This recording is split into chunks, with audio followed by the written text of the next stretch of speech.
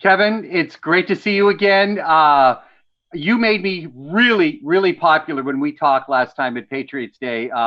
So many people saw the interview. In fact, they still see it to this day, and they're like, "Yay! I'm 1 degree closer to Kevin Bacon." I got. I know you get it probably every day, but I got it. I still get it pretty much to this day. So thanks for that. Yeah, here we are in our Zoom degrees. I know. How's your quarantine holding up? I'm very grateful to, have a nice place to be and food and a roof over my head and health and I'm with my wife and we have each other. So I feel a lot luckier than a lot of people. My friend, this movie is fantastic. I mean, I cringe whenever I get like a horror movie assignment because I'm like terrified. This I didn't know where this was going. I you really I was guessing the entire time. So kudos to you. But I got to tell you, you seriously need a better travel agent or somebody to help you with your Airbnb choices.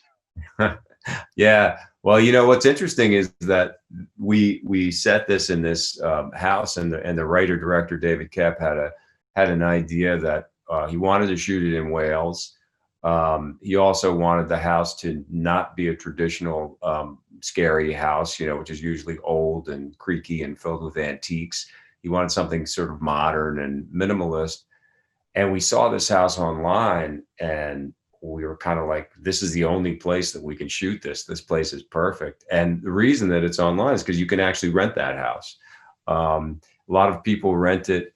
It's thought of, it's called Life House, but it's really thought of as a place where people go for kind of like quiet meditation and no distractions. There's no televisions as far as I could tell, and no music, and very, very simple kind of life. I know that you shot this in Wales. I read in another interview that you did that you actually were scared even at the place where you were staying, which was down the road. Is that true? Well, what happened was the crew and the cast were going back to the villages and had little inns and hotels. And there was not really any big hotel in the neighborhood, so everyone was kind of separated in different spots. And down the road from the house that we shot in was these little cabins, and that we were using them for dressing rooms and for hair and makeup and for the production office, et cetera. And so I looked at them and said, well, maybe I should just live here. So the crew would leave at night, and it would get dark, darker than I've ever seen dark, and quiet like I've really never experienced. And I was out there in the middle of the Welsh countryside, just me and the sheep and the stars. And I would think about the day and think about what I had to do the next day. And yeah, sometimes it got a little creepy, but I'm pretty good with isolation.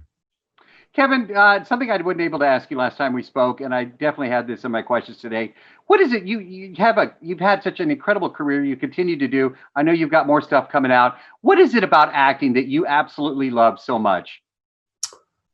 Uh, I have always really loved walking in another person's shoes and exploring the different um,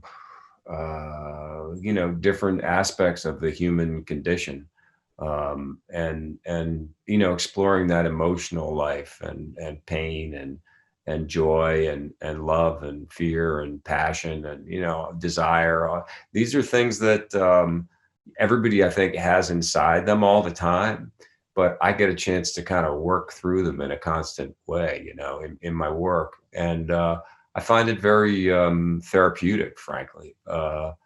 I also just, love movies and love TV shows, and I love, actors, and I love the crew.